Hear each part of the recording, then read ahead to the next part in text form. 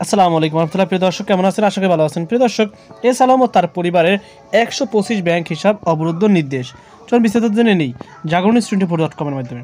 আলোচিত এস আলম গ্রুপের chairman Mohammad Saiful Alam. S Alam ও তার পরিবারের সদস্যদের নামে 125টি ব্যাংক হিসাব অবরুদ্ধকরণের নির্দেশ দিয়েছেন আদালত। বৃহস্পতিবার 19 ডিসেম্বর দুদকের আবেদনের পরিপ্রেক্ষিতে ঢাকা মহানগর সিনিয়র স্পেশাল জজ আদালতের অবকাশকালীন বিচারক ইব্রাহিম মিয়া এ আদেশ দেন।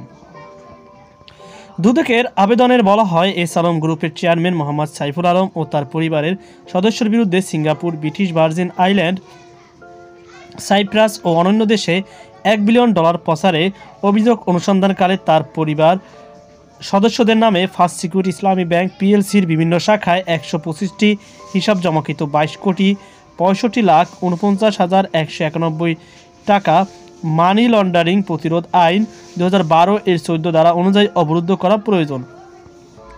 এসব হিসেবে বিপুল পরিমাণ অর্থ থাকার বিষয়টি অস্বাভাবিক ও সন্দেহজনক। আবেদনে আরও বলা হয়, এস আলম গ্রুপের চেয়ারম্যান মোহাম্মদ সাইফুল আলম ও তার পরিবারের সদস্যদের অবৈধভাবে উপার্জিত অর্থ গোপনের উদ্দেশ্যে ব্যাংক হিসাবসমূহ জমা রেখেছেন।